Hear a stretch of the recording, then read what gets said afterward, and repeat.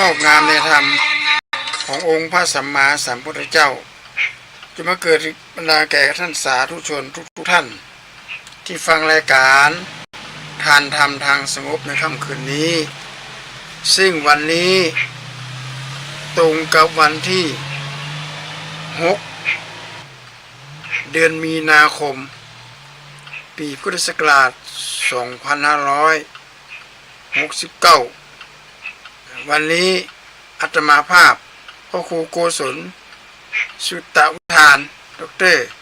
ผู้ช่วยเจ้าอาวาสวัดพระสิงห์วรมหาวิหารก็ได้มาพบปะญาติโยม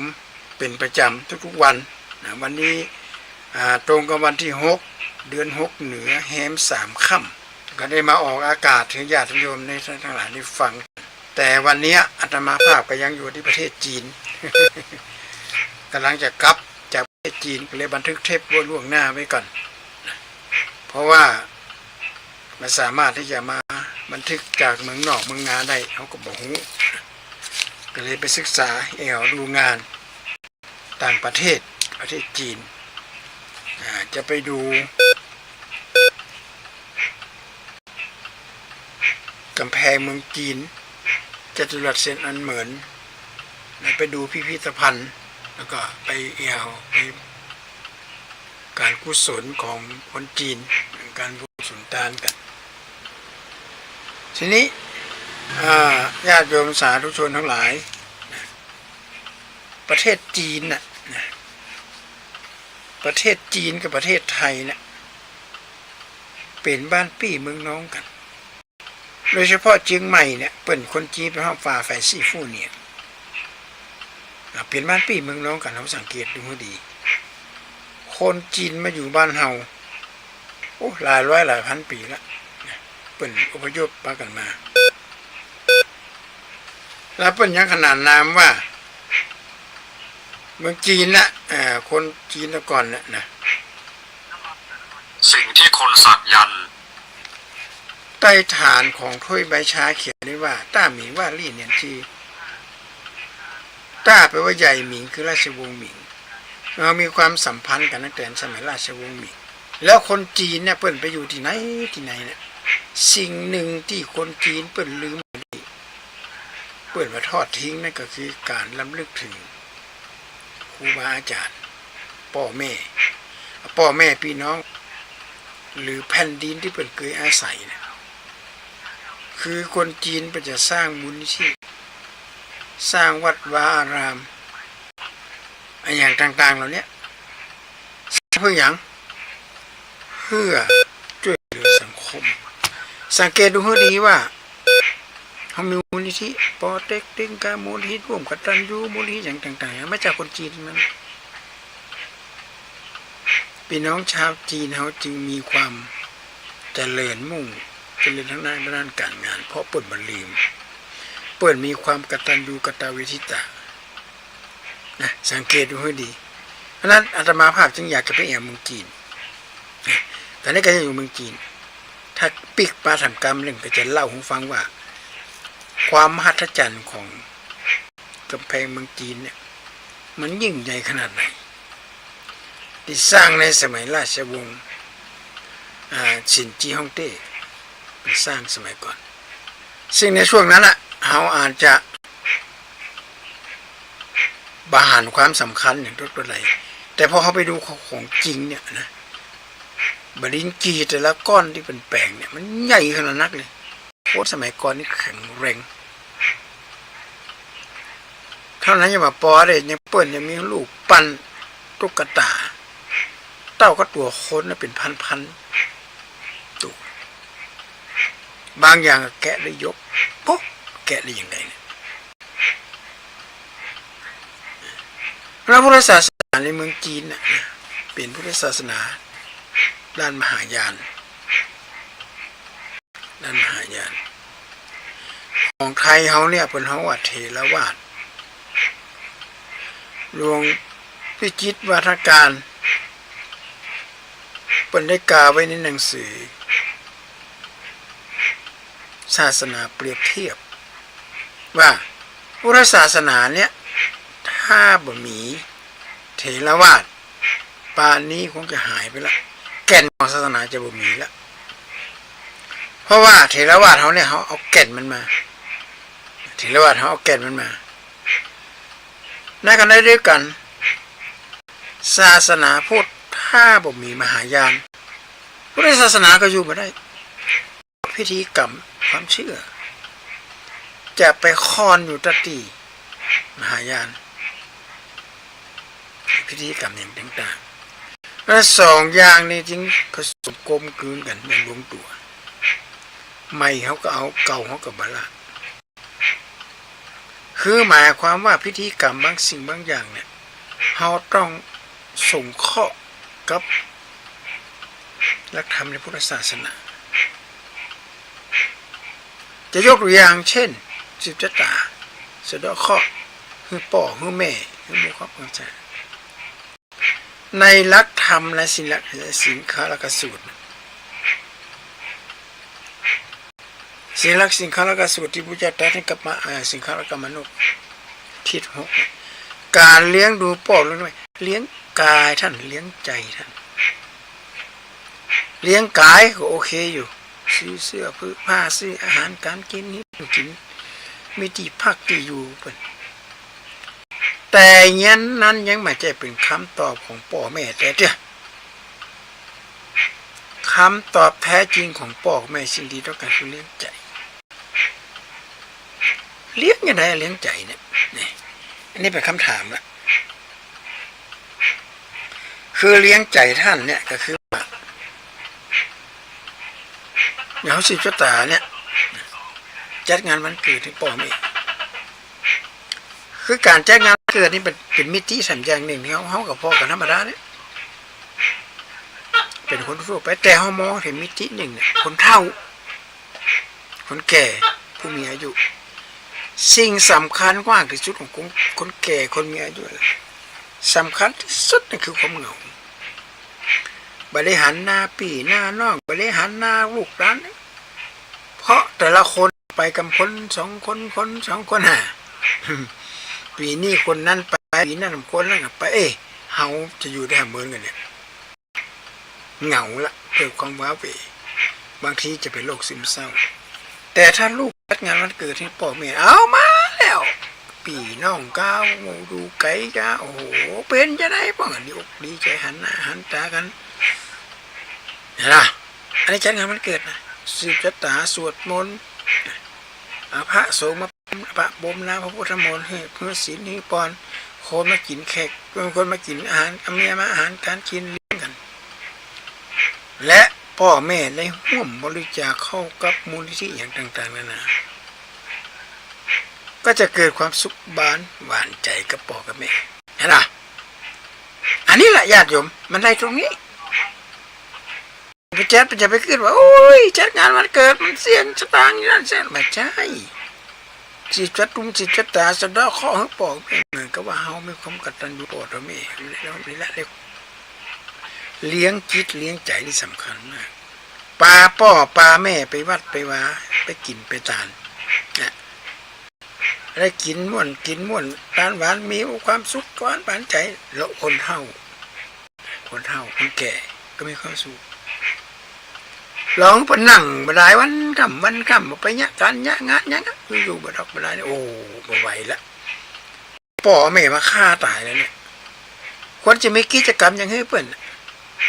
หนึ่งคือถูกหาพ่อแม่ปันนี้นะ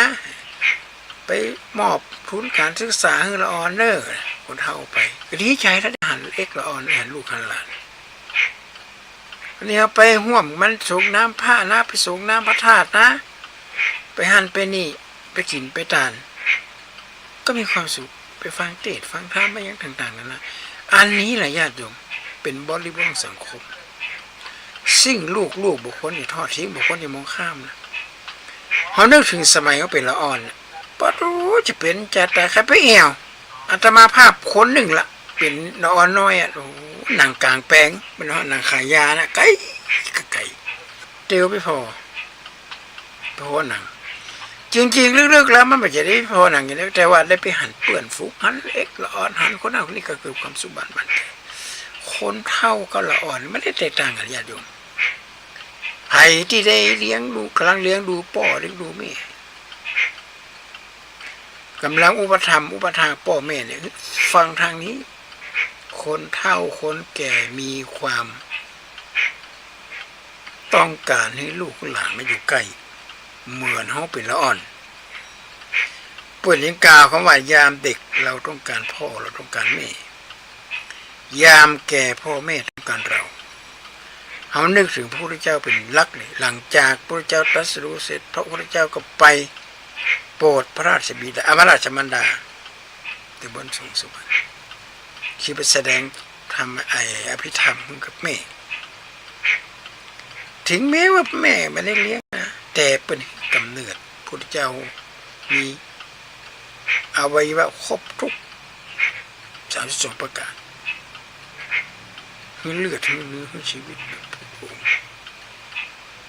เพราะฉะนั้นอย่าไปท้อแท้การดูแลพ่อดูแลแม่เปิ้นเลี้ยงเขามาโลกแต่อ่อนเฮาเองเนี่ย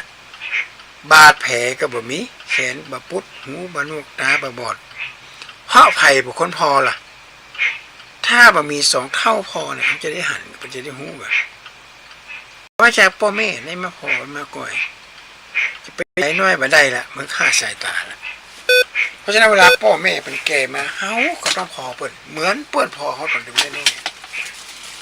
คนเก่าคนแก่ก็กุกะหน้าโมเตียวไปไหนก็ลำบากเกินรถลงเรือไปเหนือล่องใต้ไปไหนลำบากต้องระมัดระวังญาติโยมการอยู่กับคนแก่และการอยู่กับคนแก่นี่มันจีมีซีเรียสอย่างเหมือนกับคนหนุ่มนะคนแก่กินอย่างเป็นอาหารลักข้าวต้มต้มข้าวอย่าตอนเจ้ามีพักลวกมีอย่างอาหารการกินที่มันเป็นอ่อนๆเลี้ยงคนหนุ่มมียากกว่าเลี้ยงคนเฒ่าอะไรญาติโยมคนเฒ่ามันเป็นกินอย่างนั้น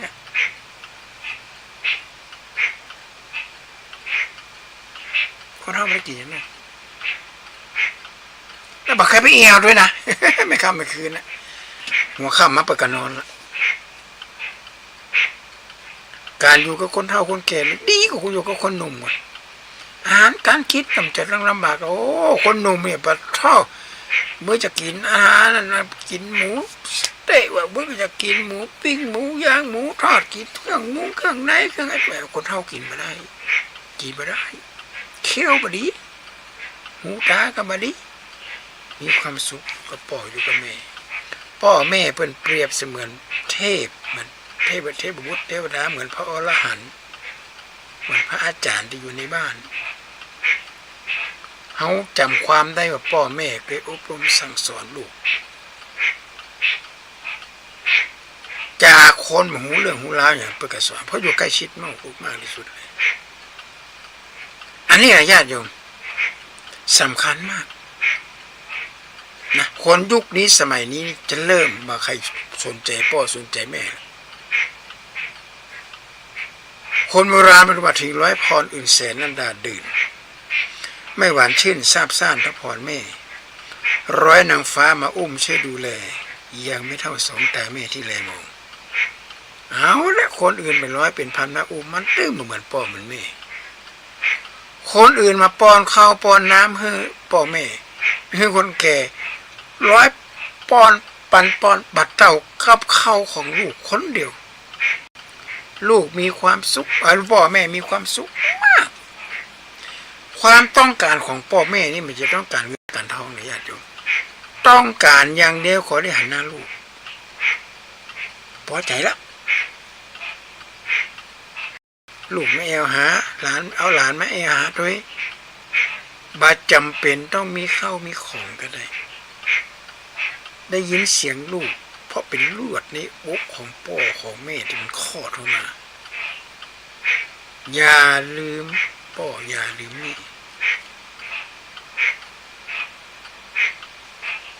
อาตมาภาพได้อวดกันก่อนว่าได้เสื้ออย่าลืมผ้าได้ปลาอย่าลืมข้าวบดได้อยู่ราชรถอย่าลืมกระโหลกได้อยู่ตึกหลังโตแล้วอย่าลืมตักแม่วันศุกร์ก่อนเนี่ยมันได้อวดถึงข้อสุดท้าย ได้อยู่ตึกหลังโตอ่ะนะได้อยู่บ้าน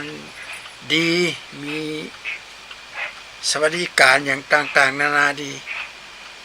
แต่ก่อนที่เขาจะได้บ้านหลังใหญ่ๆเนี่ยเขานอนบ้านอยู่หลังหนึ่งซึ่งถือหลังน้อยๆแต่ว่าเป็นคอนโดมิเนียมสำหรับลูกสุมาเด้ตึงขี้ตึงเหี่ยวตึงหยังลงในตักแม่หมดเบ็ดเสร็จหมดเลย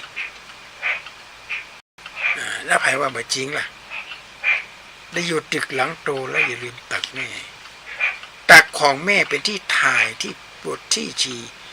ยิ่งเหี่ยวออกมาเนี่ยแม่ดีใจขนาดขี้ออกมาแม่ก็ดีใจ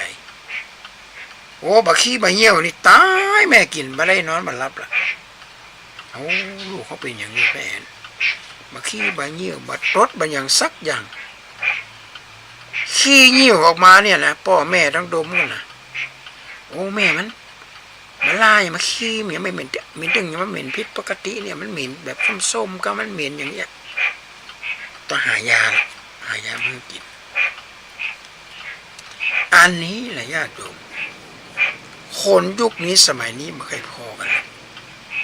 ฟาผีฟาไข้ไว้กับพยาบาลมาเพี้ยวขี้เพี้ยวเงี้ยวบล้างก้นล้างอย่างให้พ่อให้แม่มันนึกถึงในสมัยเขาเป็นละอ่อนกันเขาเป็นละอ่อนน้อยนี่มันกำลังกินข้าวอยู่ดีๆลูกทายมาป๊อปกำลังรีบไปเที่ยวพ่อแม่มาเกยบ่นเลยมาเกยจมมาเกยบ่นเพราะความหักที่พ่อแม่มีให้กับลูก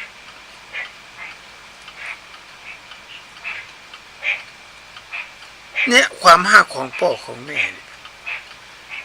เป็นความหักอันบริสุทธิ์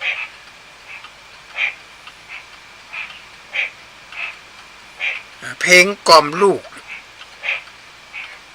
เหมือนเสียงเอาคำสอนของพ่อของแม่เป็นคำสอนอันบริสุทธิ์เหมือนเสียงขุยที่คร่ำครวญหากอไผ่ในยามราตรีมีอยู่ครั้งหนึ่งเป็นมีมาการประกวดนางงามมิสยูนิเวิร์สคนที่ได้อันดับหนึ่งคือนูซี่ลูกิล่าคนอินเดียปีพุทธศักราช 2556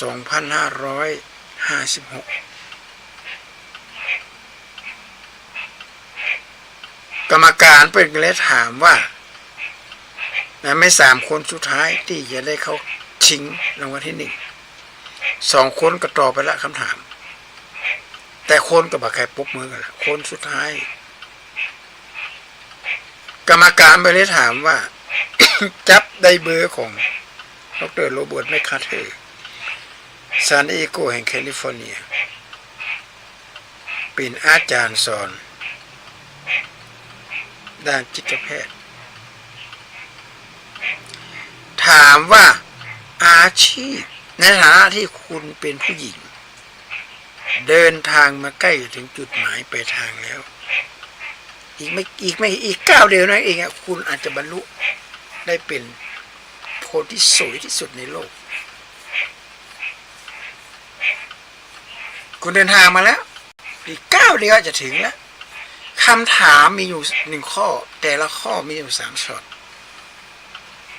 ในข้อเดียวละถามข้อเดียวถามว่าอาชีพอะไรในโลกนี้ของผู้หญิงนะที่สร้างรายได้เป็นกอบเป็นกำคือเงินเข้าในประเทศเป็นกอบเป็นกำ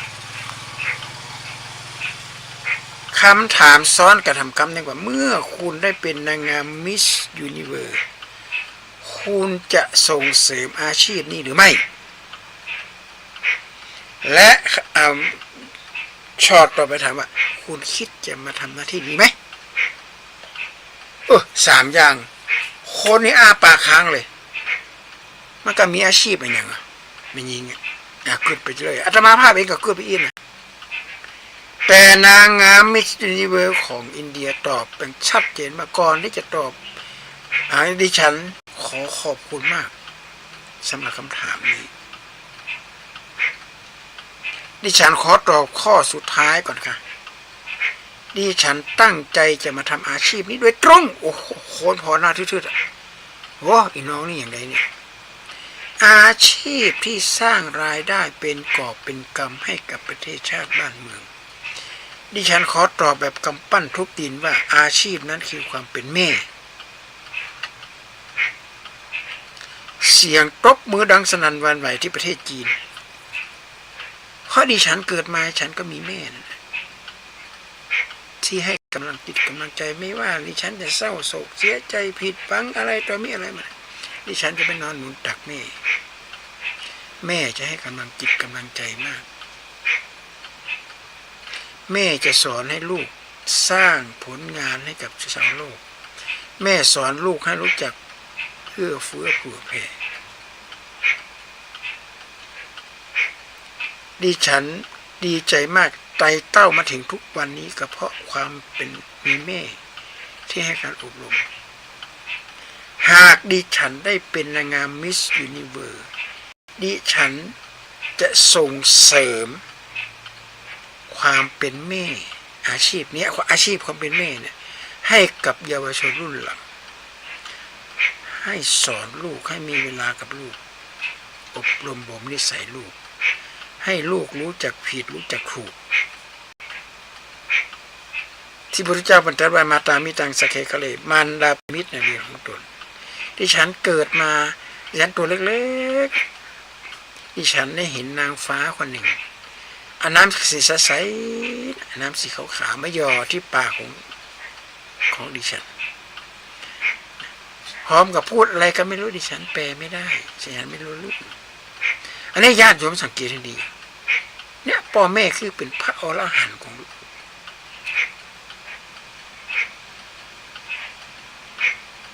ที่เขาจะต้องดูแลเนี่ยเป็นเฒ่าเป็นแก่จะไปปล่อยปะละเลยโอ้ยปีไหนเดือนไหนก็ไม่ได้โทรศัพท์มาหาส่งไลน์มาหาไปหมดมีเวลาไปนั่งกินข้าวกับแม่มีเวลาไปนั่งกินข้าวกับพ่อเดือนละครั้งพระบาทสมเด็จพระเจ้าอยู่หัวรัชกาลที่9พระองค์จะเสด็จพระราชดำเนินเสวยพระกยาหารกับสมเด็จย่าทุกอาทิตย์มาจะทุกเดือนนะปัจจุบันสมเด็จย่าเสวยพระกยาหารพระกยาหารเป็นพระกยาหารที่สมเด็จย่าทรงโปรดในสมัยที่เป็นยังหนุ่มอาหารมาได้เข้มงวดกว่ากันอย่างนั้นอันนี้แหละเป็นเบื้องเป็นแม่แบบเป็นตัวอย่างญาติโยมเราในฐานะที่เป็นลูกจะต้องมีความกตัญญูกตเวทิตาต่อพ่อต่อแม่ได้อยู่ราชรถอย่าลืมกาโลได้อยู่ตึกหลังโตอย่าลืมตักแม่ตักของแม่นี่เป็นวิมานอันประเสริฐหลับนอนอยู่ที่ตักของแม่ทั้งขี้ทั้งเยี่ยวอะไรต่างๆนะอย่าลืมกำพืชอย่าลืมเบื้องหลังของความสำเร็จว่าบุคคลคนหนึ่งที่ยืนอยู่เคียงข้างเราคือพ่อแม่ปวดอุ้มไม่เคยหนักรักไม่เคยลวงห่วงไม่เคยเลิก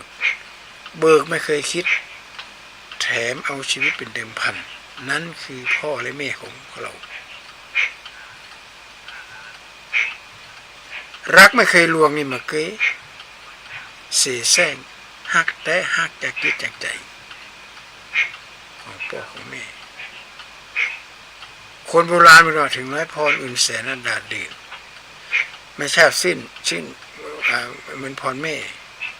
สมหวังเหมือนพรแม่ร้อยนางฟ้ามาอุ้มช่วยดูแล